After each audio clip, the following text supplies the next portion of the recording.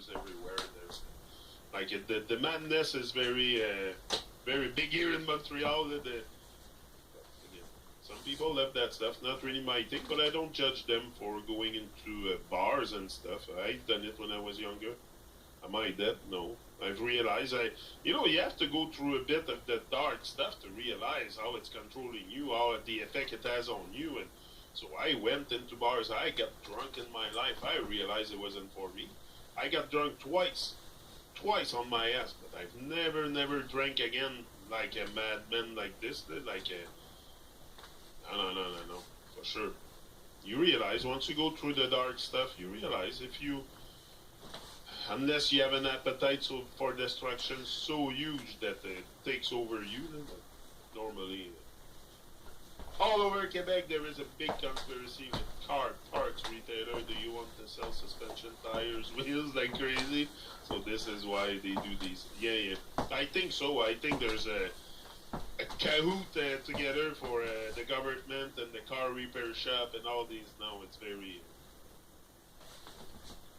In Montreal, you can go out Sunday to Sunday. You can go out. There's always something to do. There's always something to do in Montreal, and there is good place to go. Like I like the old Montreal. It's very like it's buildings. Buildings don't tell me too much, but buildings have been built by people.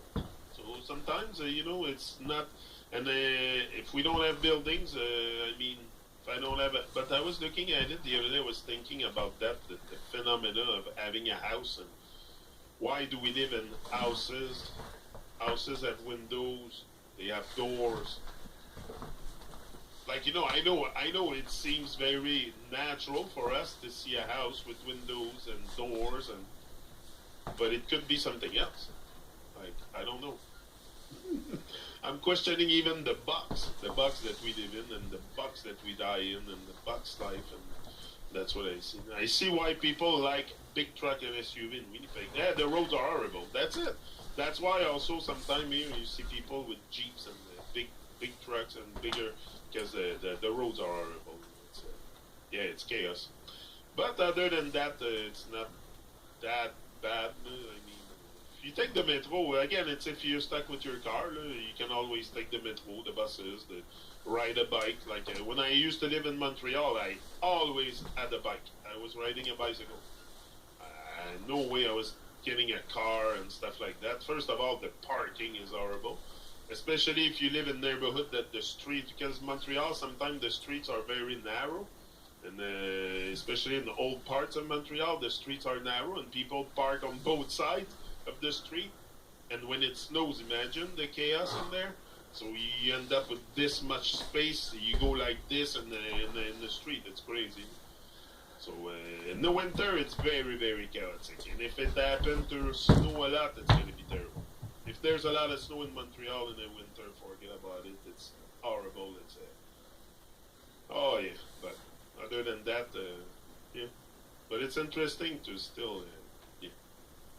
But big cities are not really for me. I don't like city. I lived in Montreal. I lived in Montreal, pretty much everywhere in Montreal too.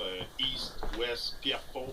I went from Pierrefonds to Pointe-aux-Trembles. I lived everywhere, so I know the whole island.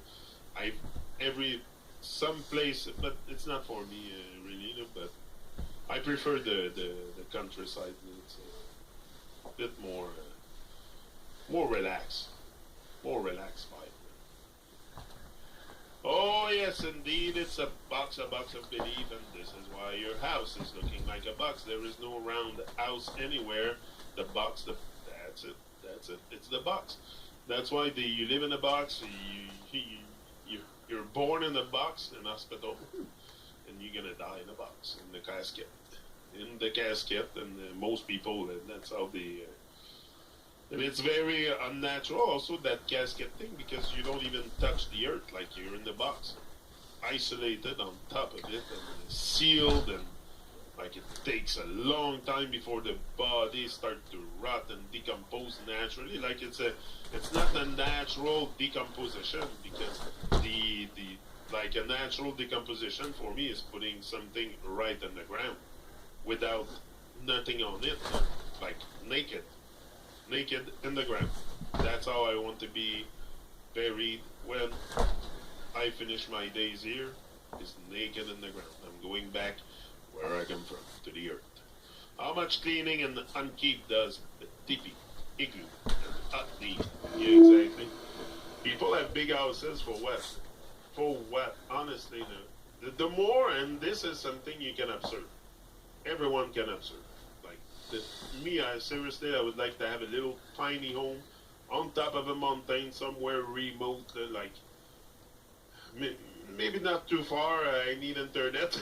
I need internet, so not too far. But yeah, it's really conditioning to put people in boxes. And the bigger your box, the more cleaning you have to do, the more you have to maintain it, and that keeps you busy. And for what?